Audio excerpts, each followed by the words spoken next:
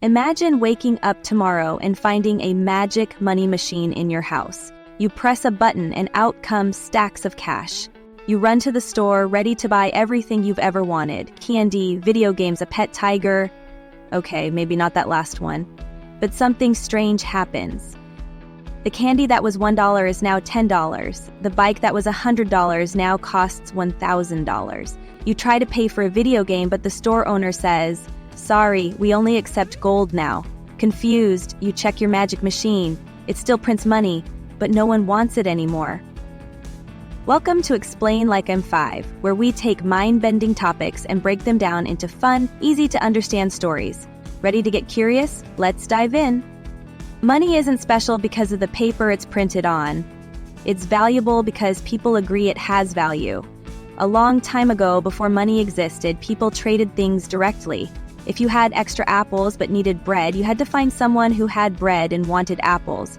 That was tricky, so people started using valuable items like gold, silver, or rare shells as money. Eventually, governments created official money, coins and paper bills that people could trust. But the money itself isn't what makes us rich. It's just a tool for trading real things like food, houses, and toys. If everyone had $1 million, but there were no more things to buy, that money wouldn't help. Money only works if there are valuable things in the world for it to represent. If we print too much, each dollar loses its value, and that's where the trouble starts.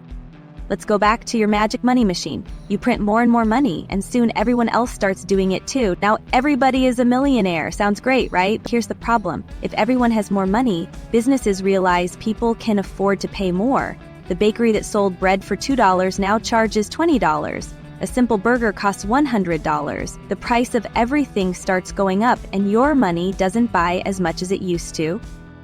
This is called inflation, and it happens when too much money is chasing too few goods. Inflation makes everything more expensive, and it hurts people who don't get more money fast enough to keep up. Imagine if your parents' salary stayed the same, but rent, groceries, and gas prices doubled. That's what happens when too much money is printed. A little inflation is normal, but if a country prints too much money too fast, inflation can spiral out of control. This has happened in real life. One of the worst examples is Zimbabwe in the 2000s. The government printed so much money that prices skyrocketed. A loaf of bread that used to cost a few dollars shot up to billions of Zimbabwean dollars. People carried wheelbarrows full of cash just to buy groceries.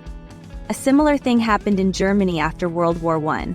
The government printed money to pay off war debts, but this caused hyperinflation when prices rise ridiculously fast. At one point, German workers were paid twice a day because money lost value so quickly.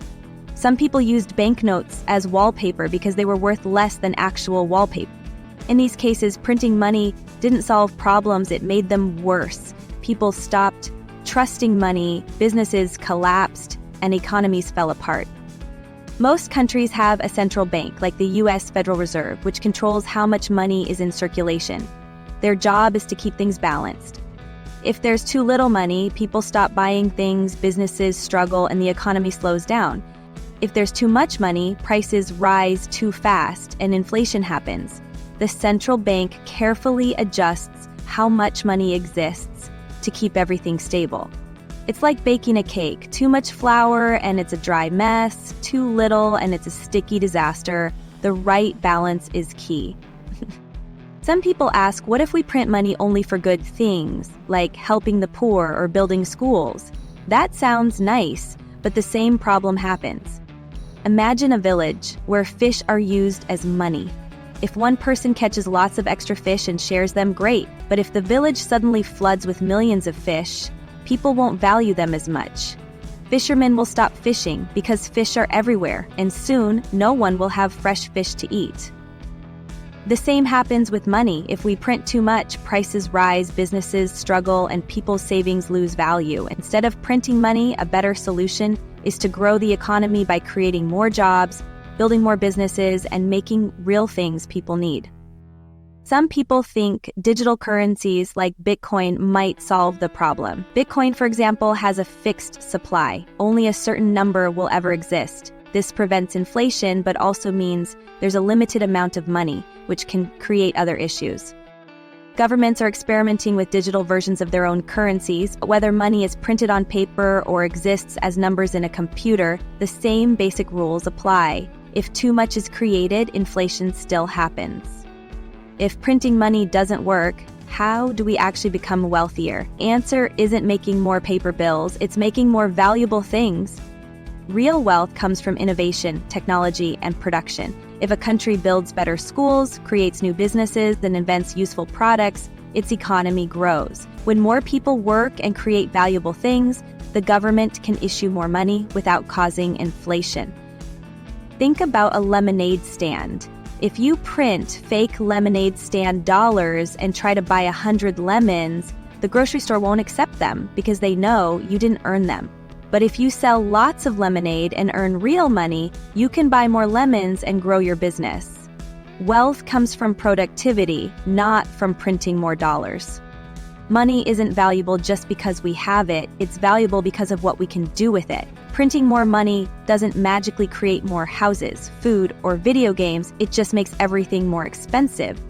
If we want to be wealthier, the real solution isn't printing cash. It's building, inventing, and creating things that improve life for everyone.